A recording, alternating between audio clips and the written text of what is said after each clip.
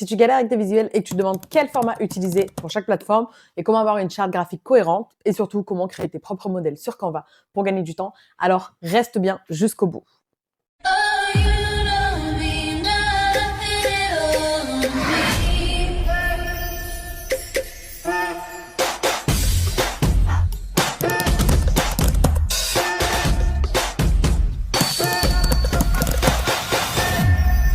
Bienvenue dans l'épisode 2 de la série Contenu impactant, de la stratégie à la création, où je t'aide à structurer ta stratégie, c'était l'épisode 1, à créer du contenu qui attire et à convertir. Si ce n'est pas encore fait, abonne-toi et active la cloche pour ne rien rater. Alors déjà, je vais t'expliquer les différents formats et les différentes plateformes, parce que c'est super important de pouvoir adapter les formats aux plateformes, donc c'est vraiment la première chose. Chaque plateforme a ses propres formats, ça c'est important, et du coup ses exigences. Et un post qui cartonne sur Instagram ne sera peut-être pas aussi efficace sur LinkedIn ou sur YouTube. Donc voici un récap ultra rapide pour bien choisir tes formats du coup et t'adapter à chacune des plateformes. Alors pour Instagram, premièrement, on va découvrir Instagram et ses formats. On a le post carré. Le post carré, c'est 1080 par 1080. Il est idéal pour le feed, mais il n'est plus présent. Donc le post carré, on l'oublie. Vraiment, on va ne plus l'utiliser.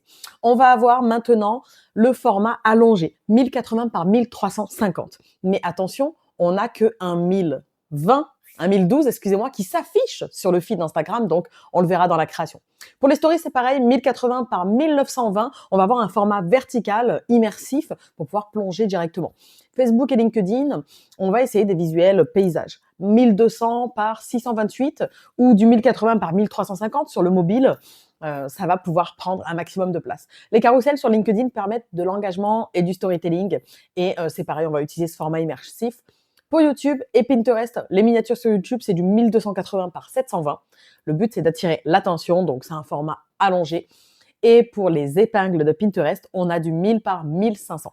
Alors, je parle en pixels pour tous ceux qui ne savent pas et je vous montrerai juste après sur ordinateur. Pour TikTok, si certaines veulent aller sur ce format, on va avoir les vidéos verticales 1080 par 1920, même format que sur Instagram, le format natif, pour capter l'attention. Alors maintenant que tu sais les différents formats, selon les plateformes, on va passer à la charte graphique. La charte graphique pour avoir des visuels qui ne ressemblent à personne et qui marquent les esprits. Le but, c'est de te démarquer, de sortir du lot.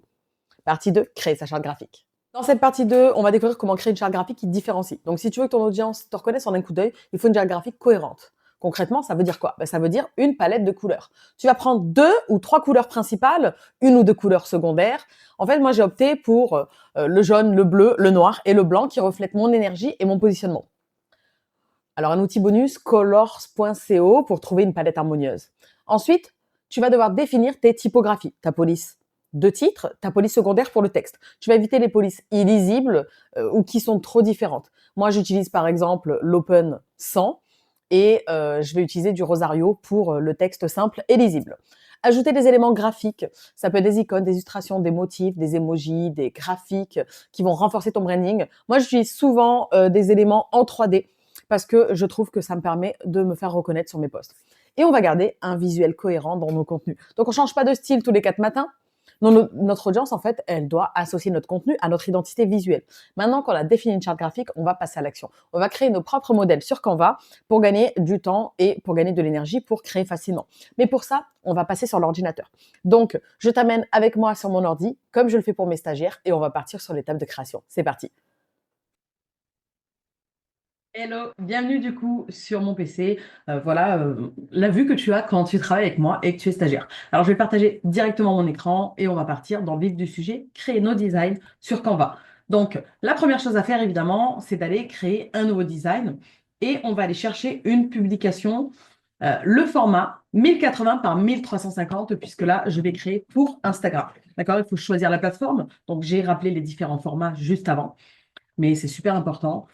Il faut savoir que sur Instagram, on a maintenant un feed qui est à 1012 de présence sur le feed, en fait. Donc, ça veut dire qu'on va devoir prendre ce 1080 et le transformer en 1012. Alors, je vais vous montrer une petite astuce. Je vais rajouter un carré. Alors, la hauteur, en fait, ça importe peu. Mais bon, on va le mettre de toute la hauteur. Je vais aller chercher, hop, jusqu'au début. Et là, je vais aller chercher 1012. Hop, hop, hop. 1011, 1014. 1011. On n'est pas à un point près. Je préfère que ce soit un peu plus court. Et là, je vais le centrer. OK. Maintenant, je vais aller dans Fichier. On va aller dans les paramètres, règles et repères. OK. Et on va les afficher. Donc, moi, ils étaient déjà affichés. C'est juste que je ne les avais pas utilisés. Et là, je vais aller chercher la règle. Je vais la tirer et je vais la mettre ici. Je vais aller en chercher une seconde, on peut en prendre autant qu'on veut et je vais la mettre ici. Ce qui veut dire que quand je supprime mon visuel, j'ai mes règles qui s'affichent. Donc là, je ne peux rien afficher ici parce que ce ne sera pas sur le feed Instagram. D'accord? Attention, c'est très important. Ça sera sur, euh, du coup, les carousels, par exemple, ou les réels, c'est une couverture de réels. Ça sera du coup sur l'Explorer, mais pas sur le feed, donc votre feed d'actualité. Ensuite, ben, je vais pouvoir partir sur la création. J'ai sélectionné 2 personnes. La troisième personne n'a pas répondu. Donc, pour ça, il n'y a pas de souci. On va aller directement récupérer leur charte graphique. Mhm. Yes, nous revoilà ici après cette création. Donc, créer du contenu visuel, ça peut sembler galère au début, mais avec une bonne méthode, avec ce que je t'ai montré, ça devient fluide et ça devient fun.